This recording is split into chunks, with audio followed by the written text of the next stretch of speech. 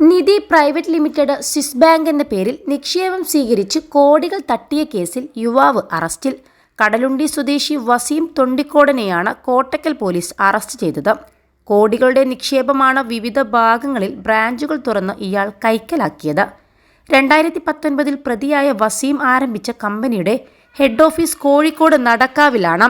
കോട്ടക്കൽ, കോഴിക്കോട്, പാളയം, താമരശ്ശേരി, പേരാമ്പ്ര, ചേളാരി എന്നിവിടങ്ങളിലും ബ്രാഞ്ചുകൾ പ്രവർത്തിക്കുന്നുണ്ട്. കമ്മീഷൻ വ്യവസ്ഥയിൽ ഏജന്റുമാരെ നിയമിച്ച് നിക്ഷേപകർക്ക് 9 മുതൽ 13% വരെ പലിശ വാഗ്ദാനം ചെയ്താണ് പണം സ്വീകരിച്ചിരുന്നത്.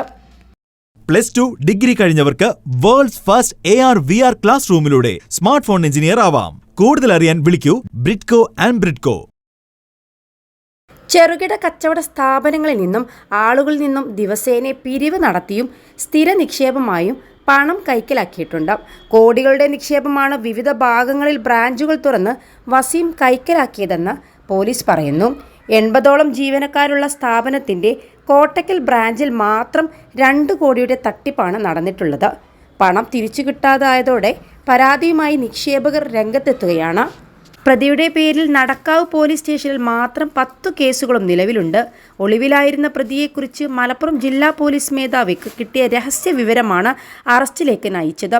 കോട്ടക്കൽ പോലീസ് ഇൻസ്പെക്ടർ അശ്വിത് കാരന്മയിലും സംഘവുമാണ് പ്രതിയെ അറസ്റ്റ് ചെയ്തത്. കേസിൽ 6 പ്രതികളുണ്ടെന്ന് പോലീസ് പറഞ്ഞു. പ്രതിയെ മലപ്പുറം കോടതിയിൽ ഹാജരാക്കി റിമാൻഡ് ചെയ്തു. 21 ലക്ഷത്തോളം സന്തുഷ്ടരായ ഉപഭോക്താക്കളും 2 ലക്ഷത്തോളം തിമിര ശസ്ത്രക്രിയകളും പൂർത്തിയാക്കിയ മലബാറിലെ ഏക കണ്ണാശുപത്രി അൽ സലാമ ഹൈ ഹോസ്പിറ്റൽ റോഡ്, പെരിന്തൽമണ്ണ.